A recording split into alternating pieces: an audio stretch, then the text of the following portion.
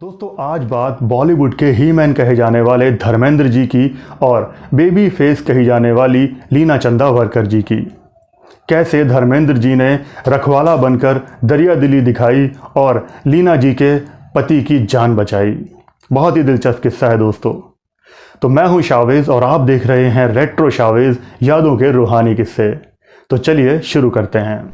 दोस्तों लीना चंदावरकर जी ने फिल्म रखवाला और एक महल हो सपनों का जैसी पिक्चरों में काम किया, जिसके बाद उन दोनों में बहुत गहरी दोस्ती हो गई थी। लीना जी कहती हैं कि धर्मेंद्र जी किसी की हेल्प करने को हमेशा तैयार रहते थे। दोस्तों ये बात है 1975 के आसपास की, जब लीना चंदावरकर जी की पहली शादी हुई थी सिद्धार्थ बंडोदकर जी से, जो कि एक बिजनेसमैन थे, गोवा में रहते थे। शादी के बाद लीना चंदावरकर भी गोवा शिफ्ट हो गई थी, लेकिन लीना जी की शादी के कुछ महीने बाद ही एक अनहोनी हो गई और उनके हस्बैंड सिद्धार्थ एक हादसे का शिकार हो गए, जिसकी वजह से उनको हॉस्पिटल में एडमिट होना पड़ा। हॉस्पिटल जसलोक, जिसमें उनका ऑपरेशन हुआ। उनकी सिचुएशन बहुत ज़्यादा ख़राब हो चुकी थी। तब डॉक्टर्स ने कहा कि इनको एक ऐसी मेडिसिन की ज़रूरत है जो कि लाइफ सेविंग ड्रग है, जो कि प्रोटीन को डाइजेस्ट करने के काम आती है। इस पर लीना चंदावरकर जी ने हर जगह कोशिश की, सारे हॉस्पिटल्स में पता किया, मगर वो मेडिसिन कहीं नहीं मिल पाई और बहुत कॉस्टली मेडिसिन भी थी वो। उसके बाद किसी ने कहा कि ये मेडिसिन जर्मन या इंग्लैंड में मिल सकती है, लेकिन शाम तक मेडिसिन को अरेंज करना, वो भी जर्मनी से, वो लीना जी के लिए बहुत मुश्किल लग रहा था। तब उनको याद आई धर्मपा जी की। लीना जी ने धर्मेंद्र जी के घर का फ़ोन नंबर लगाया। फ़ोन धर्मेंद्र जी की पहली बीवी प्रकाश कौर जी ने उठाया। लीना जी ने रोते हुए सारी बात बताई। तब प्रकाश जी ने कहा कि लीना, मैं फ़ोन धर्म जी को दे रही हूँ, आप उनको बता दीजिए।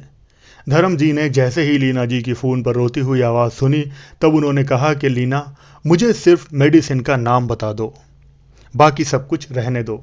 लीना जी ने मेडिसिन का नाम और कंपनी का नाम बताया। उसके बाद धर्मेंद्र जी ने वो मेडिसिन किसी तरह से शाम तक अरेंज की।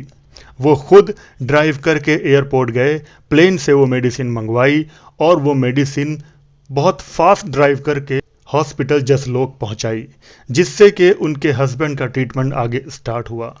लीना जी की ज़िंदगी में वो सबसे बड़ा दिन था और धर्मेंद्र जी की वो इस बात के लिए हमेशा शुक्रगुजार रहीं। उसके बाद लीना जी के हस्बैंड सिद्धार्थ की हालत धीरे धीरे सुधरने लगी। लीना जी ने अपने छोटे भाई अनिल को कहा कि अनिल, तुम जाओ धर्म जी को इसके पैसे दे दो, क्योंकि ये बहुत महंगी मेडिसिन है। तब लीना जी के कहने पर उनके छोटे भाई अनिल पहुंचे धर्म जी के घर उस मेडिसिन का पैसा देने के लिए। तब धर्मेंद्र जी ने मजाकिया अंदाज में कहा कि अनिल, तुमने ये मेरा 2 किलो का हाथ नहीं देखा? अगर यहाँ पर मैं ज़ख्मी हुआ होता तो क्या तुम मुझसे पैसे मांगते?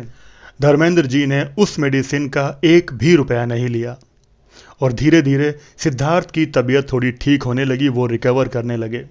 उसके बाद दिवाली आई। तब लीना जी धर्मेंद्र जी के घर गईं पूरे परिवार के साथ, उनको शुक्रिया अदा कहा और बहुत सारी मिठाई भी लेकर गईं साथ में।